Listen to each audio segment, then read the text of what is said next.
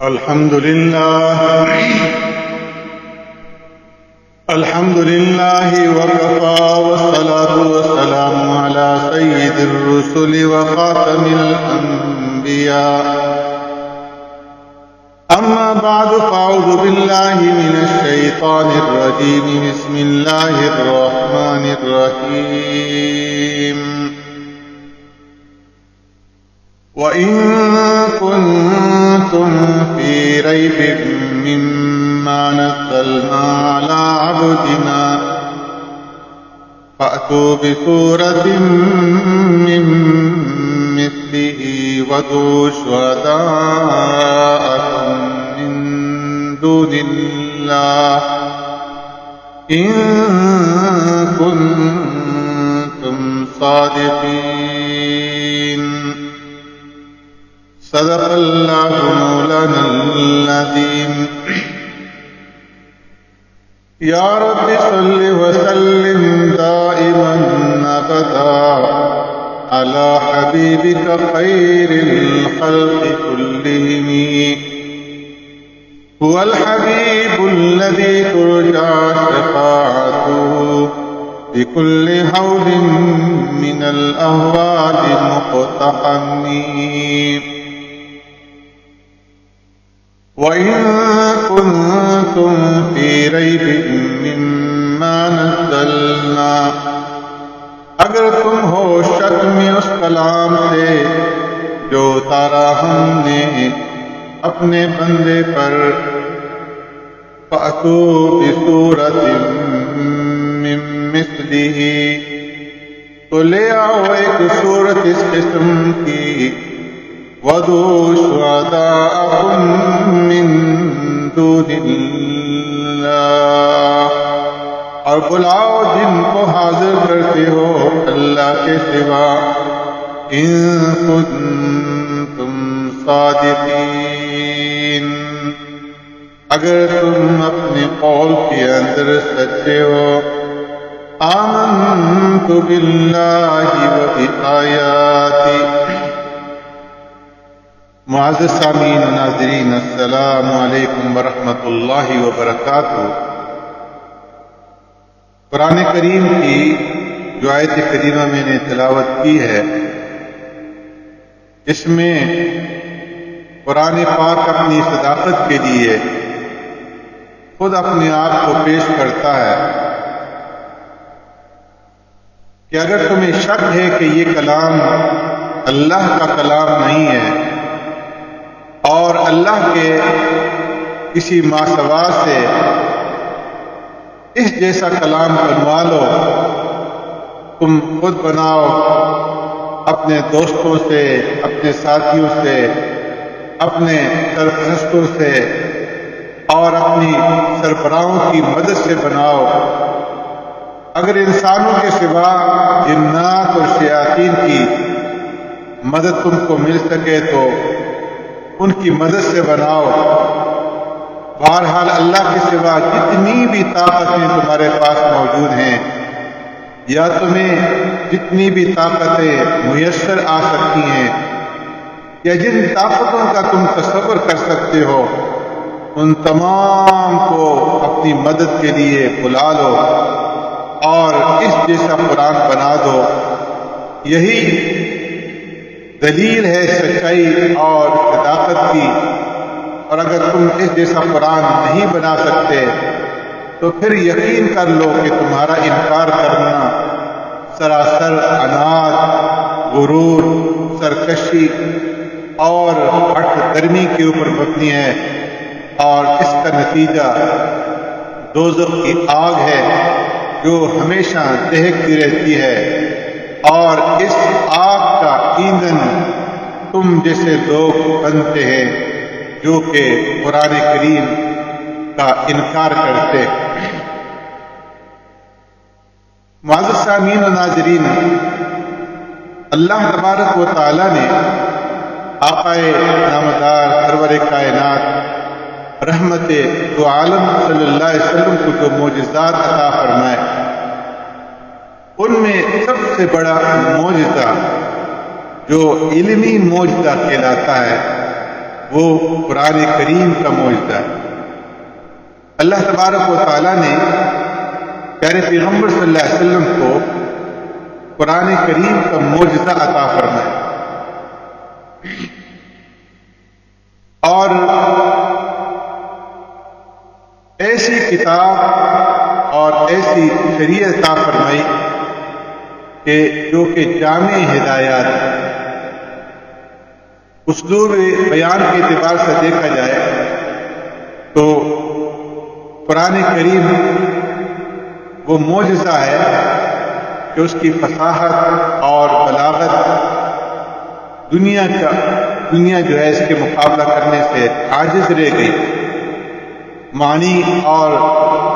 مضامین کے لحاظ سے انتہائی جامع کلام، اتنا جامع کلام کہ دنیا اس کی نظیر پیش کرنے سے عاجز رہ گئی۔ معزز سامعین، عرب کے لوگ جو فصاحت اور بلاغت میں بے مثل تھے، اور ان کا دعویٰ تھا کہ ہم عرب ہیں اور باقی ساری کی ساری دنیا عجم ہے، اور عجم کا معنی ہے گونگا، یعنی ہم جو ہے وہ صاحب لسان ہیں، بولنے کی طاقت رکھتے ہیں، اور ہمارے مقابلے میں باقی ساری دنیا جو ہے وہ گونگی ہے۔ تو وہ اپنے مقابلے میں پوری دنیا کو گونگا جانتے تھے کہ نہ انہیں بولنا آتا ہے اور نہ ہی یہ شادی اور غم کی صحیح طریقے سے کوئی تشریح کر سکتے ہیں، نہ وہ اسالیب بیان ان کے ہاتھ میں ہے جو عربوں کے ہاتھ میں ہے۔ اس لیے یہ عرب لوگ قصائد لکھا کرتے تھے اور دنیا کو چیلنج کیا کرتے تھے کہ کوئی ان کا مثل بنا کر کے لائے۔ یہ اس زمانے کے اندر ایک عام دستور تھا، اور عربوں کی فصاحت اور بلاغت اس حد پر پہنچی ہوئی تھی کہ ان کے 5 اور 6 سال کے بچے اور بچیاں بڑے بڑے قصائد جو 99 اشعار کے اوپر جو ہے مبنی ہوتے ہیں، وہ بالبدیع قصائد برجستہ جو ہے وہ بچے پڑھا کرتے تھے، اور یہاں تک کہ ان کے قصائد بیت اللہ کے اندر بھی لٹکائے گئے تھے، اور ان میں سے 7 قصیدے جو ہے وہ مشہور ہیں جنہیں 7 معلقہ کہا جاتا ہے، جو کہ درس نظامی کی کتاب کے اندر کتابوں میں پڑھائی جاتی ہے۔ تو یہ وہی 7 قصیدے ہیں کہ جو بیت اللہ میں لٹکائے گئے تھے، اور چیلنج کیا گیا تھا کہ کوئی ان قصائد کے مثل لائے۔ تو اس زمانے میں عربوں کے اندر فصاحت اور بلاغت کا زور تھا۔ اس وقت کا معجزہ جو آقا نامدار سرور کائنات رحمت دو عالم صلی اللہ علیہ وسلم نے لا کر کے پیش کیا، وہ فصاحت اور بلاغت ہی کا معجزہ تھا، جس کو قرآن کریم کہا جاتا تھا، کہ انہوں نے اگر قصائد اٹھا کر چیلنج کیا تو اللہ تبارک و تعالیٰ نے قرآن کریم اتار کر چیلنج کیا۔ اور سب سے پہلے سورہ بنی اسرائیل کے اندر اللہ تبارک و تعالیٰ نے اعلان فرمایا پیارے پیغمبر صلی اللہ علیہ وسلم کی زبانی، فرمایا قُلْ لَئِنِ اجْتَمَعَتِ الْإِنسُ وَالْجِنُّ عَلَىٰ أَن يَأْتُوا بِمِثْلِ هَٰذَا الْقُرْآنِ لَا يَأْتُونَ بِمِثْلِهِ وَلَوْ كَانَ بَعْضُهُمْ لِبَعْضٍ ظَهِيرًا۔ فرمایا محبوب، اگر جن اور انس سب کے سب مل کر مجتمع ہو جائیں اور ان سے یہ کہہ دیجئے کہ وہ سارے کے سارے مل کر انسان بھی اور جنات بھی اس قرآن کا مثل بنائیں، اگر وہ اس قرآن کا مثل بنانا چاہیں تو لا یأتون بمثلہ، ان کو قدرت نہیں کہ وہ اس قرآن کا مثل بنا سکیں، اگرچہ وہ ایک دوسرے کی مدد کے لیے کمر باندھ کر کے کھڑے ہو جائیں، اس لیے کہ یہ بشر کا کلام نہیں، یہ رب العالمین کا کلام ہے۔ ایسا کلام کہ جس سے سب عاجز آ جائے، اور کسی کو معجزہ کہا جاتا ہے۔ معجزہ کی حقیقت یہی ہے کہ سب اس سے عاجز آ جائیں۔ یہ دلیل ہوتی ہے کہ یہ بشر کے قبضے قدرت کی بات نہیں۔ آج آپ جانتے ہیں اور کہتے ہیں کہ سورج اور چاند اللہ رب العزت کا فعل ہے، اس لیے کہ سارے انسان مل کر چاہیں تو سورج کی ایک کرن بھی نہیں بنا سکتے۔ آپ کہتے ہیں کہ یہ زمین اللہ کی بنائی ہوئی ہے، اور دلیل یہی دیتے ہیں کہ سارے انسان جمع ہو جائیں تو زمین کا ایک ذرہ بھی پیدا نہیں کر سکتے۔ اس کے ذروں کو جوڑ کر کے اس سے کام لینا اور چیز ہے، لیکن زمین کا ایک ذرہ بنا دیں جس کے اندر وہ ساری صلاحیتیں اور ساری خاصیتیں موجود ہوں جو زمین میں ہیں، تو دنیا کے سارے سائنسدان، سارے فلاسفر جمع ہو جائیں تو وہ زمین کا ایک ذرہ بھی نہیں بنا سکتے۔ چاند اور سورج اور ستارے، ان کا تعلق تو فلکیات سے ہے، آسمانوں سے ہے۔ فرمایا کہ جو زمین جو ہر وقت تمہارے پاؤں کے اندر روندی جاتی ہے، اس زمین کا چھوٹا سے چھوٹا ذرہ بنا کر کے دکھلا دو تو کسی کے اندر یہ طاقت نہیں۔ اور زمین تو دور کی بات، فرمایا کہ درخت کی ایک پتی ایسا نہیں ہے کہ کوئی بنا سکے کہ جس پتے کے اندر وہ ساری خاصیتیں موجود ہوں جو اللہ تبارک و تعالیٰ نے کسی پتے میں رکھی ہیں۔ یہ الگ چیز ہے کہ آپ زمین کے اجزاء میں ترکیب کر کے، تحلیل کر کے اس سے کوئی نئی چیز پیدا کر لیں، مگر پیدا کرنے میں آپ اسی زمین کے اور اس کے مادوں کے، اس کے ذرات کے محتاج رہیں گے۔ وہ آپ مادے کو اپنے ہاتھ سے بنا لینا اور اس کو ایجاد کر لینا، عدم سے وجود میں لے آنا، یہ انسان اور بشر کی قدرت کی چیز نہیں ہے۔ سارے انسان جمع ہو جائیں نہیں بنا سکتے۔ جس چیز سے سارے انسان عاجز آ جائیں، اس کی نظیر نہ لا سکیں، اسی کو معجزہ کہتے ہیں۔ تو اسی طرح اللہ کے کلام کے سلسلے میں ساری دنیا کے فقہاء اور بلغاء عاجز آ گئے، اور وہ عرب عاجز آ گئے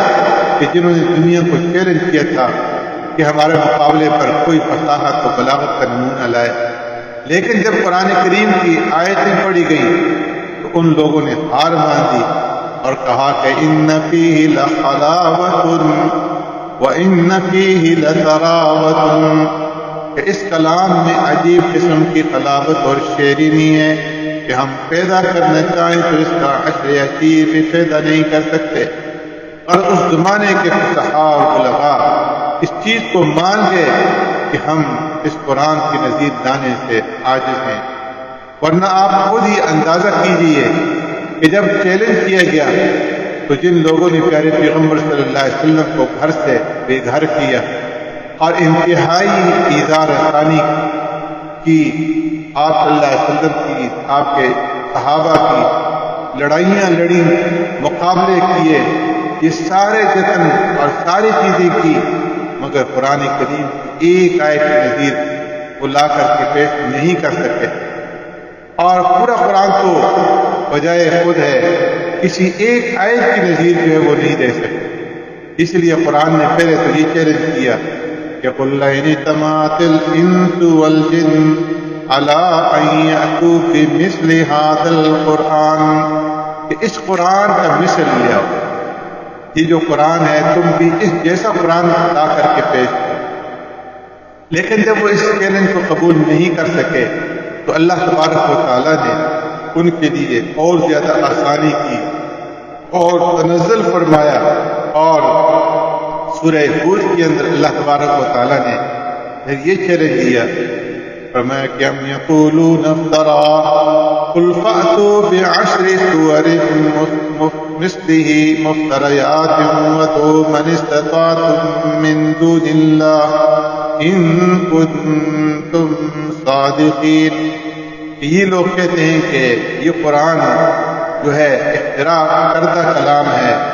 یہ پیارے پیغمبر صلی اللہ علیہ وسلم کی طرف سے بنایا ہوا گڑا ہوا کلام ہے۔ تو فرمایا کہ قُلْ فَأْتُوا بِعَشْرِ سُوَرٍ مِثْلِهِ مُفْتَرَيَاتٍ، تم بھی اس قسم کی 10 صورتیں اختراع کردہ اور گڑی ہوئی اپنی طرف سے بنائی ہوئی لا کر کے پیش کرو۔ اور پھر اللہ تبارک و تعالیٰ نے اور تنزل کیا